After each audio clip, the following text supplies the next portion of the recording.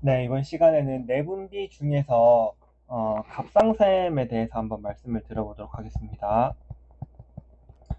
갑상샘 같은 경우에는 크게 두 가지로 구분해서 알아주셔야 됩니다. 갑상선 이렇게 나비 모양으로 생겼죠? 이렇게 생겼는데 갑상샘 파트에서는 크게 두 가지로 나누어서 생각해 주셔야 됩니다. 하나는 뭐냐면 갑상샘이 항진되는 거죠. 기능 항진이라고 쓸게요. 기능이 항진되는 게 하나가 있고, 그리고 하나는 갑상샘 세포가 파괴되고 있는 이 두 가지에 나누어서 좀 구분을 해주시면 좋겠습니다. 그래서 기능 항진 같은 경우에는 이렇게 이 전체가 다 항진이 되는 그레이브스가 있겠죠.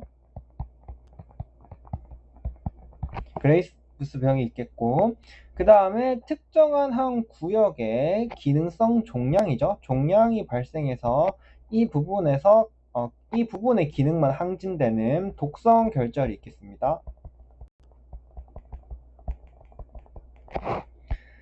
이게 이제 기능성 항진에 관련된 문제고요.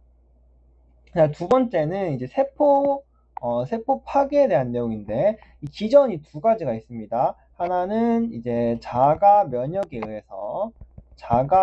의해서 파괴되면 얘가 무통성 갑상샘염과 하시모토 갑상샘염, 이렇게 두 가지로 나눠지고요. 그리고 그냥 감염, 외부에 있는 외부 감염에 의해서 파괴되면 그게 아급성 갑상샘염, 이렇게 되는 겁니다. 그래서 총 5가지, 크게 나눴을 때 5가지 질환이죠. 기능 항진 중에 전체적으로 모든 기능이 항진되는 그레이브즈, 그 다음에 특정 부위만 기능이 항진되는 사실상 종양이죠. 특정 부분만 항진되는 독성 결절, 그게 이제 기능 항진이고요. 두 번째로 세포 파괴 같은 경우에는 이 세포가 이렇게 파괴되면서 녹아내리는 건데, 그 원인이 자가 면역이면 무통성 갑상샘염이나 하시모토로, 그 원인이 감염이면 아급성 갑상샘염이다, 이렇게 생각하시면 되겠습니다. 자, 그럼 먼저 기능 항진에 대해서 그레이브스랑 독성 결절에 대해서 한번 말씀을 드려보도록 하겠습니다. 자, 먼저 그레이브스 같은 경우에는 그레이브스 디지즈 같은 경우에는 원인이, 이 친구도 원인이 자가 면역입니다. 자가 면역이면 어떠한 물질을 우리가 항원으로 인식하고 항체가 나오는지가 중요한데요. 이 그레이브즈 같은 경우에는 TSH 리셉터에 해당하는 부분에 이걸 항원으로 인식해서 여기에 관련된 항체가 만들어지는 겁니다. 우리가 국시를 시험을 치기 위해서는 국시에는 그 높으신 분들의 훌륭한 뜻이 있기 때문에 한글로 문제가 나옵니다. 그래서 한글 이름을 조금 외워주셔야 되는데, TSH 리셉터니까 근데 안티가 붙겠죠? 항체니까 안티 TSH 리셉터 안티바가 될 테니까 항 갑상샘 자극 호르몬 안티 TSH 리셉터니까 수용체 항체, 이렇게 보시면 되겠습니다. 이 용어를 조금 알아두셔야 되는 게 아까 말씀드렸듯이 높으신 분들이 용어를 좋아하기 때문에 이 용어가 약간 핵심처럼 조금 생각을 해주시면 되겠어요. 그래서 이 TSH 리셉터의 항체가 나와서 얘는 뭐냐면은 이 리셉터를 공격하는 애가 아니고 스티뮬레이팅이라고 앞에 또 붙기도 합니다. 이게 결과적으로 뭐 하느냐면, 예를 들어서 원래 갑상샘 같은 경우에는 갑상샘이 이렇게 있다고 치면은 이 리셉터가 이렇게 있겠죠? TSH 리셉터가. 그러면은 TSH가 직접 와서 여기 붙어야 얘가 TSH 왔다 하면서 이제 T4를 막 분비하기 시작하는 그런 과정을 거쳐야 되는데, 이 항갑상샘 자극 호르몬 수용체 항체가 있으면 얘가 없더라도 이 항체가 와서 여기에 붙어버리는 거예요. 그러면 TSH가 없더라도 얘가 TSH가 있다라고 착각을 하고 T4를 분비하게 되는 겁니다. 그래서 TSH가 없어도 이 항체가 TSH의 역할을 하는 거예요. 아시겠죠? 그렇기 때문에 얘 같은 경우에는 갑상샘이 일을 하는 거죠. 갑상샘이 실제로 TSH의 자극을 받은 것처럼 일을 열심히 하는 겁니다. 그래서 전반적으로 이 모든 전반적인 세포에 다 영향을 미치니까 전반적인 기능이 항진되게 되는 겁니다. 그래서 갑상샘 같은 경우에는 이렇게 생겼다고 아까 말씀드렸는데, 여기에 이제 우리가 무슨 검사를 해보냐면 방사선 요오드를 넣어보는 거예요. 방사선 요오드. 이 방사선 요오드를 넣어보면 이 갑상선이 지금 실제로 일을 하고 있냐 없냐를 볼 수 있는 검사인데요. 이 그레이브스 같은 경우에는 TSH가 사실 없어. 당연한 거죠? 이거는 너무 뻔하니까 말씀 안 드릴게요. TSH가 줄고 T4가 늘어있는 상황이겠죠? TSH는 없지만 얘가 있다고 착각하고 T4를 만들기 때문에 이 전체에서 기능 항진이 발생하는 겁니다. 그래서 갑상샘 스캔을 해보면 갑상샘 스캐너에서 레디오 액티브 아이오딘 업테이크를 확인해 보면 이 전반적인 디퓨즈하게 미만성 섭취 증가를 보인다, 이렇게 표현합니다. 그래서 디퓨즈하거나 혹은 미만성의 섭취를 보인다, 이렇게 표현을 하게 되는 겁니다. 이 전체가 다 먹는 거죠. 그리고 얘는 자가 면역이기 때문에 한 가지 더 알아들어야 되는 게 이 갑상샘에는 T4를 이렇게 분비하잖아요. 갑상샘에는 이게 T4를 분비할 때 이 T4를 합성하는데 주요한 효소가 갑상샘 과산화 효소라는 게 있어요. 갑상샘 과산화 효소. 쉽게 말해서 TPO라는 친구가 있는데요.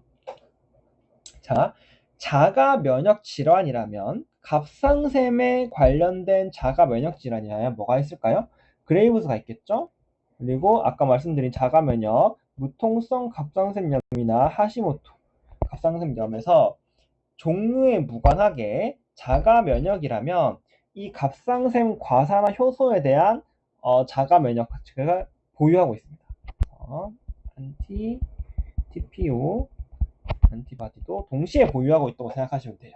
물론 보유하고 있을 수도 있고 없을 수도 있지만 대부분 보유한다고 생각하시면 되겠습니다. 이름이 항갑상샘 가산화 효소 항체겠죠. 그렇기 때문에 그레이브즈도 이게 이제 핵심이고요. 그리고 안티 TPO도 가지고 있다, 이렇게 생각하시면 되겠습니다. 어쨌든 그렇다. 그래서 핵심은 이 디퓨즈하게 미만성의 섭취를 보이는 게 핵심이고,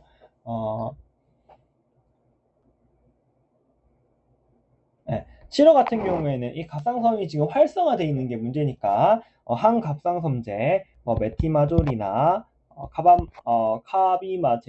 카비마졸 이런 것들을 투여할 거고, 그 다음에 항갑상선제 투여할 거고, 임신 중이라면 이제 PTU를 투여할 수 있겠죠. 이런 것들을 투여하시면 되겠다. 그 다음에 치료 후에 얘가 지금 갑상선 기능을 저하시키는 약물들이잖아요. 그래서 갑상선 기능을 조금 저하시키는데 너무 저하됐다, 그래서 저하증이 발생했다면 약물을 감량하시면 되겠다. 해도 부족해? 그러면은 L사이로신을 투여하시면 되겠다, 이렇게 생각하시면 되겠습니다. 두 번째로 아직도 기능 항진에 대한 얘기인데요.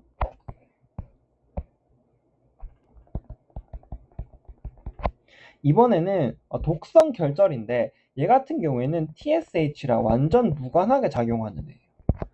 왜냐면 기능성 종양이죠. 기능성 T4를 분비하는 기능성 종양인 이제 독성 결절에 대해서 말씀을 드리겠습니다. 자, 그레이브즈랑 독성 결절을 구분하시는 게 중요한데, 그레이브즈 같은 경우에는 결국에 이 TSH 안티바디에 의해서 TSH가 낮은데 높은 것과 똑같은 효과를 가지고 있어요. 그러니까 안티-TSH 안티바디가 TSH 역할을 대신하니까 TSH가 높은 것 같은 효과를 낸단 말이죠. 그래서 한 감소성이 이렇게 있을 때 사실상 TH가 높은 것처럼 얘가 이 전체의 TSH의 자극을 받는 것과 동일한 효과를 가지기 때문에 동일하게 뭐야 네가 일하라며 하면서 전체가 다 일을 하는 겁니다. 아시겠죠? 그런데 독성 결절 같은 경우에는 암이죠. 사실 종양이죠. 여기 어떤 특정한 부분의 종양이 얘가 T4를 그냥 분비하는 애예요. 얘는 TSH랑 전혀 무관하게 T4를 분비하니까 체내에 T4가 많겠죠? 그러니까 얘가 TSH가 줄어드는 효과를 가집니다. 당연하죠? 얘도 똑같긴 해요. 얘도 TSH가 줄긴 하니까. T4가 증가하니까 TSH가 감소하죠? 그럼 이 TSH가 감소한 것 때문에 요 바깥쪽의 전반적인 기능이 떨어지는 겁니다. 그래서 사진을 찍어 보면은 이거 똑같죠? 라디오 액티브 아이오딘 업테이크를 확인해 보면 얘 같은 경우에는 여기 종양이 있는 이 부위만 활성화가 일어나고 나머지 부위에는 활성이 아예 안 일어나는 것처럼 이렇게 보입니다. 그래서 이거를 우리가 용어로 포칼, 국소로 핫하죠? 국소로 핫 요들이 관찰된다. 이렇게 표현하시면 되겠어요.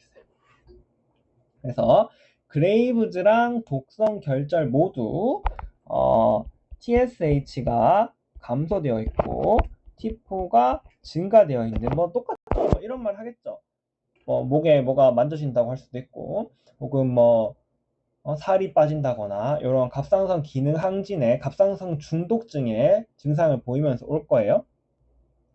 그랬을 때 이제 이런 요게 이제 핵심이겠죠. IU를 확정해서 포컬한 디퓨즈를 포컬한 업테이크를 보이는지 디퓨즈한 업테이크를 보이는지 확인해서 두 가지를 구분해 주시면 되겠습니다. 그런데 요거를 사실 구분할 필요도 없고 뻔한 게 있어. 만약에 안티-TSH 안티바디가 있으면 무조건 그레이브즈입니다. 아시겠죠? 만약에 문제에서 주어질 수도 있잖아요.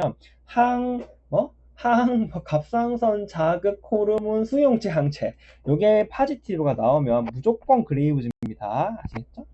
근데 그게 없어. 안 주어지고 그림만 떡하니 주어질 수도 있어요. 업테이크가 떡하니 주어지면 요건지 체크해서 확인을 하시면 되겠다. 아시겠죠?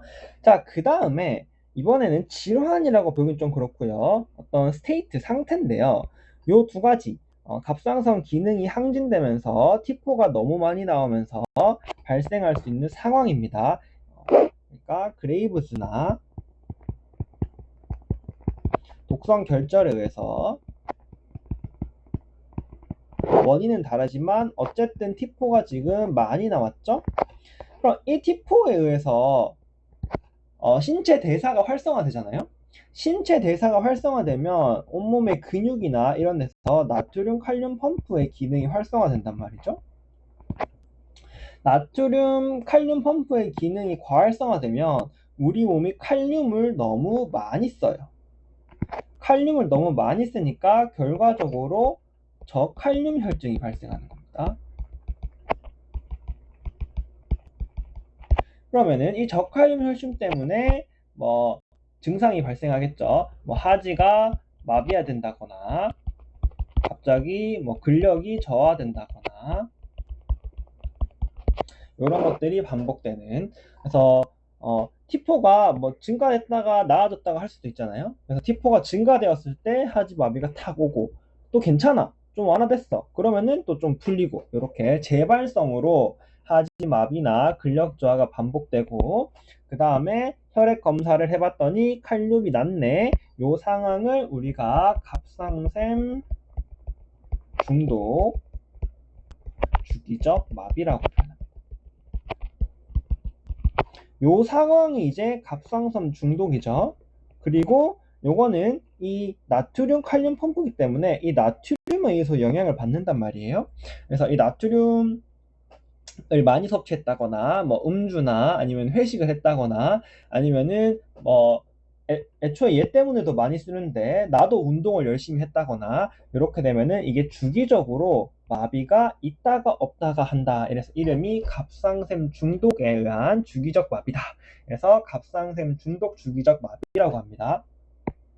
문제는 보통 어떤 식으로 나오냐면 요걸 줍니다. 저칼륨 혈증과 하지마비 혹은 근력 저하를 주면서 요것도 줄 수도 있어요. 줄 수도 있는 게 아니라 줘야겠네요. TSH가 감소하고 T4가 증가되어 있는 이 상황을 주면서 이게 뭐야? 라고 하거나 아니면은 무슨 치료를 해야 돼? 라고 표현할 수 있습니다. 이거의 지금 문제의 핵심은 뭐냐면 물론 이 원인 질환 치료가 중요하겠죠. 원인 질환, 요거 있네요. 원인 질환을 치료하는 게 이제 중요하긴 하겠습니다. 그런데 어쨌든 핵심은 뭐냐면 이 T4가 많이 작용해서 이 나트륨 칼륨 펌프 실제로 우리 몸이 일을 너무 많이 하고 있다는 게 문제예요. 그래서 우리 몸을 조금 진정시켜 줄 필요가 있다는 겁니다. 그래서 진정시켜 주는 약으로 우리가 베타 블로커를 사용하게 돼요. 야, 너 일하지 마. 야, 너 때문에 지금 네가 칼륨을 많이 먹어서 이 저칼륨 혈증이 와서 하지마비 오고 근력 저하고 난리 났어. 그러니까 너 일을 잠깐 하지 말고 진정해봐 하고 이 베타 블로커를 투여하게 되는 겁니다. 이해하셨죠? 그리고 일단은 베타 블로커로 애들 진정시켜 놓고 그 다음에 만약에 뭐 그레이브즈라면은 위에 있던 안 적어놨네요. 위에 있던 뭐 항갑상선제라던가 투여한다던가 뭐 독성결절이라면은 그에 해당하는 치료를 말씀 안 드렸는데 그에 해당하는 RA I 라던가 아니면은 뭐 수술을 진행할 수 있겠습니다. 어쨌든 핵심은 진정시켜 놓고 그 다음에 원인 질환을 치료한다. 이렇게 생각하시면 되겠어요. 자, 그 다음에 다시 돌아가게 됐네요. 다시 돌아가서 독성결절의 치료에 대해서 말씀드릴게요. 이 치료의 핵심은 얘를 제거하는 거겠죠, 당연히. 얘를 제거하는 건데 정 안 되면 이렇게 엽절제를 해야겠지. 엽절제를 정 안 되면 엽절제술을 시행할 수도 있습니다. 하지만 우리는 요즘 대세는 미니멀 인베이시브니까 약으로 치료할 수 있냐 없냐 보기 위해서 방사선 요오드를 쓸 수 있습니다. 얘를 고용량으로 쓰는 거죠. 고용량으로 쓰면은 이 방사능에 의해서 그걸 먹은 갑상선 세포가 다 녹아내리는 겁니다. 그래서 이 방사선 요오드가 딱 여기만 들어가주면 좋겠어. 근데 실제로 그런 일이 일어납니다. 왜냐하면 얘 같은 경우에는 지금 이 여기 있는 종양이 TSH와 무관하게 과활성화되어 있잖아요. 그래서 얘가 엄청난 아이오딘을 흡수할 거란 말이죠. 이렇게. 그래서 얘는 다 죽어버리는 겁니다. 그런데 이 얘네가 발생한 T4 때문에 전반적으로 TSH가 감소되어 있기 때문에 이 전체적인 TSH 기능이 감소되어 있어요. 그래서 얘네들은 나 요오드 필요 없어, 나 어차피 일도 안 할 건데 이렇게 하기 때문에 정상적인 세포는 괜찮고 여기 있는 결절만 방사성 요오드를 많이 먹어서 다 죽어버리는 거죠. 사실 이것도 똑같아요. 이거를 저용량으로 쓰면 이렇게 먹는 걸 눈으로 관찰할 수 있는 거고 핫 노듈을 관찰할 수 있는 거고요. 고용량으로 쓰면 그 아까 핫 노듈인 애들이 다 죽어내리는 거죠. 간단한 원리겠죠. 그래서 방사선 요오드를 주로 사용하고 그러면은 그레이브스에는 방사선 요오드를 왜 못 쓰냐 하면은 얘는 지금 딱 봐도 전체가 TSH는 감소되어 있지만 증가되어 있는 것 같은 효과가 있잖아요. 그래서 이 전체가 다 먹어. 그러면은 이거 넣으면 전체가 다 죽는데 그냥 한갑상선에만 넣으면 멀쩡할 거를 다 죽일 수는 없잖아요. 그렇기 때문에 얘는 쓰고 얘는 안 쓴다. 이렇게 생각하시면 되겠습니다. 그래서 여기까지가 갑상선 기능 항진에 대한 문제였고요. 그 다음에는 갑상선 세포가 녹아내리는 갑상선 세포가 파괴되는 거에 대해서 말씀드리겠습니다. 갑상선 세포가 파괴되는 원인에는 크게 두 가지가 있다고 말씀드렸어요. 하나는 자가 면역, 그리고 하나는 이제 감염이죠. 외부 감염. 그래서 얘는 조금 뻔하니까 집어치우고 일단은 자가 면역부터 말씀드리겠습니다. 웃긴 게 뭐냐면은 이 갑상선 같은 경우에는 이 팔리클에 갑상선 T4를 이렇게 가지고 있는단 말이죠. 이렇게 갑상선 세포예요, 지금. T4를 가지고 있는데 기본적으로는 얘가 TSH에서 만들고 분비하는 것까지 하는데 얘가 만약에 이 베지클이 외부의 힘으로 인해서 외부의 어떤 뭐 손상이나 이런 거에서 터졌어. 이렇게 터지면 갑상샘의 목적과 관련 없이 뭐 TSH가 어쩌니 뭐니 상관없이 얘가 터지면 안에 가지고 있던 T4가 한꺼번에 튀어나오는 효과가 있습니다. 그래서 예를 들어 세포를 누가 파괴시켰어. 그러면 안에 있던 T4가 갑자기 혈중으로 유리가 일어나는 효과가 있습니다. 그렇기 때문에 이 자가 면역에 의해서 갑상샘 세포가 파괴가 되죠. 세포 파괴. 그러면 그 내부에 가지고 있던 갑상선 호르몬들이 한꺼번에 밖으로 확 나오게 되면서 T4가 증가하는 갑상샘 중독의 효과를 가지게 됩니다. 그래서 요 기전으로 발생하는 게 무통성 갑상샘염이라고 생각하시면 되겠어요.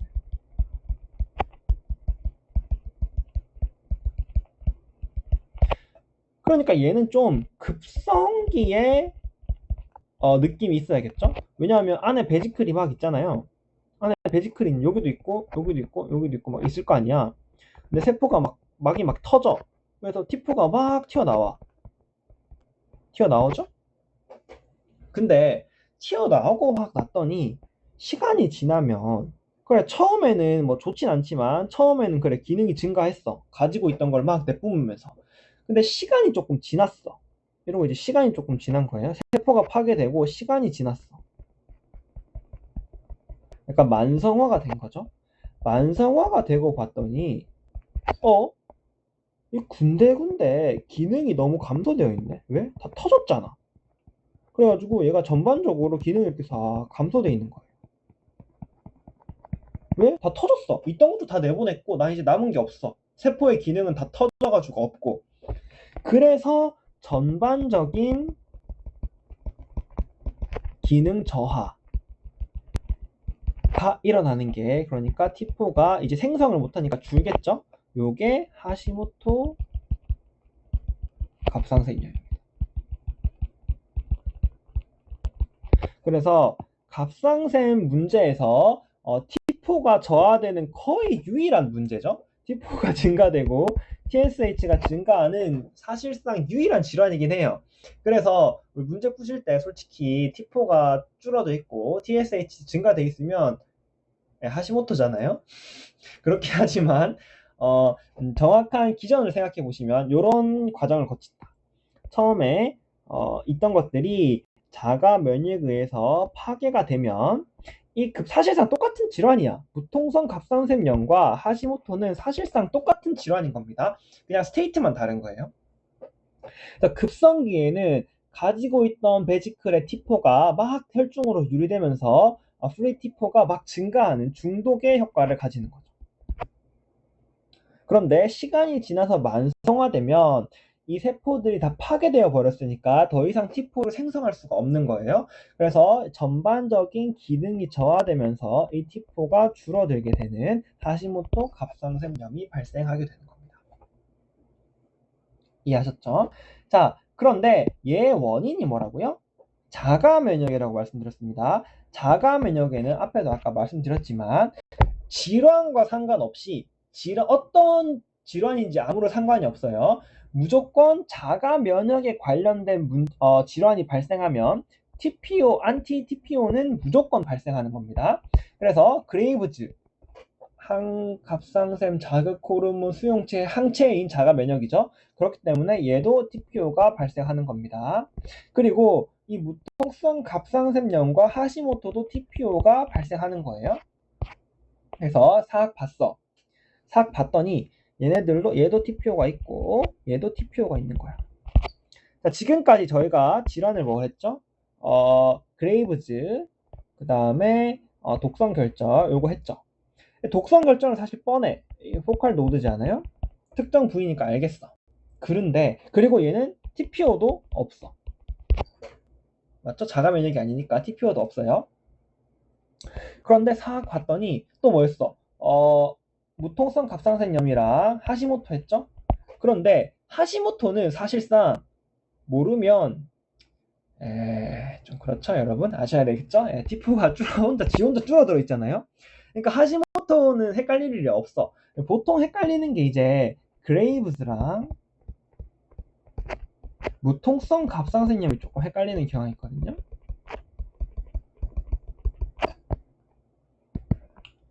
이렇게 해볼까요?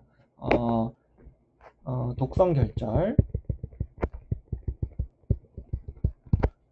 그리고 그레이브즈, 그리고 무통성 갑상선염, 그리고 하시모토. 이렇게 한번 해볼게요. 이렇게 했을 때, 자, 일단 가장 먼저 우리가 볼 수 있는 거는 T4가 있죠. 사실상 TSH가 있죠. 그러면은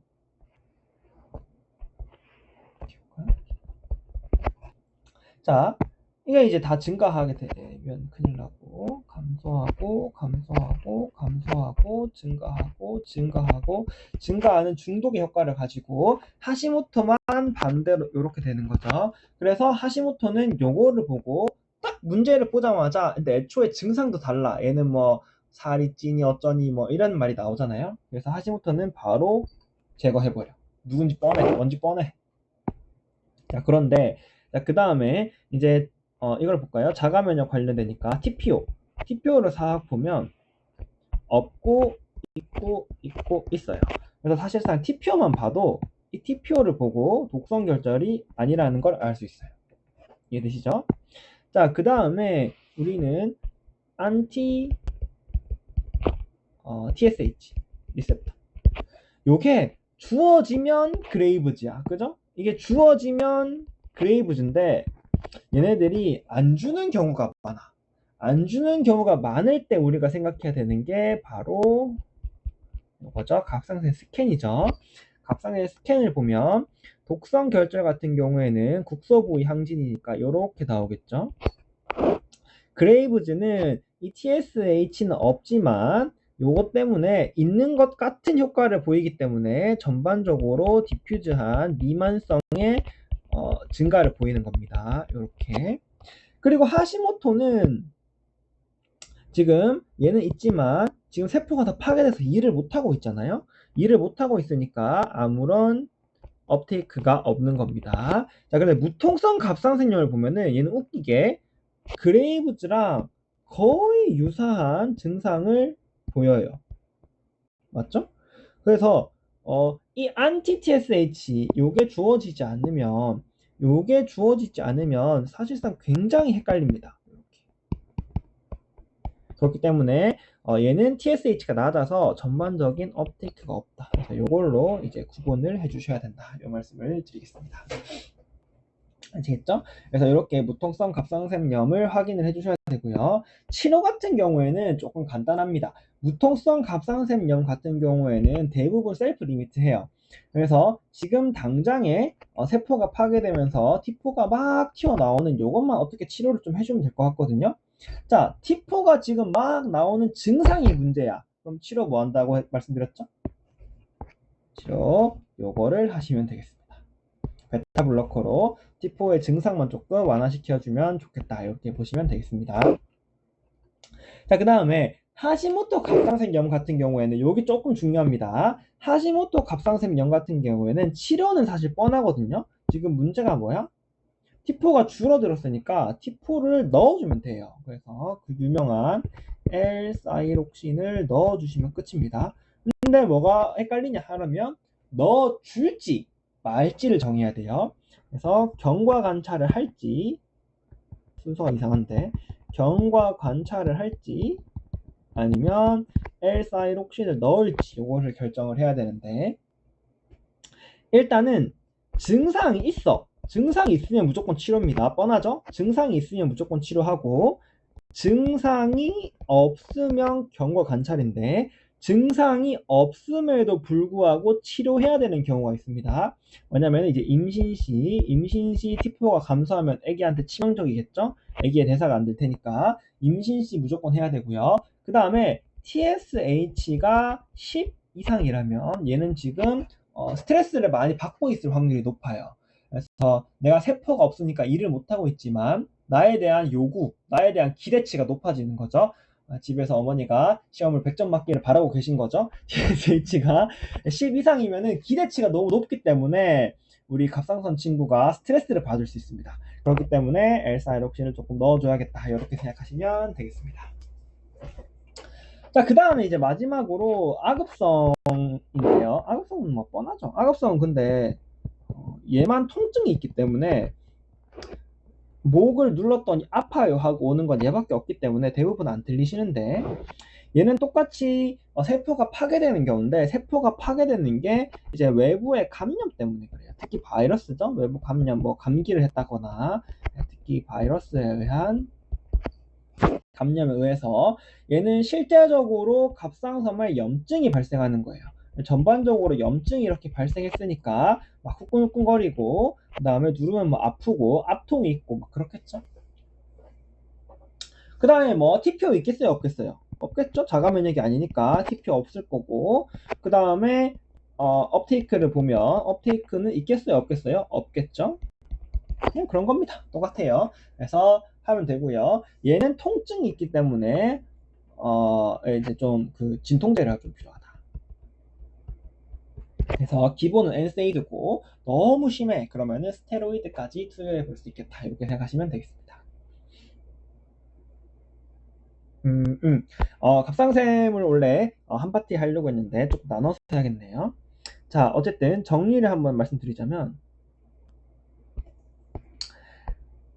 사실상 문제에 접근하는 방향으로 한번 설명드릴게요. 문제가 딱 나왔어. 그래서 뭐 증상이 어쩌고 있겠죠? 그래서 TSH가 높은데 T4가 낮아. 그러면은 에이 하시모토네 하고 푸시면 됩니다.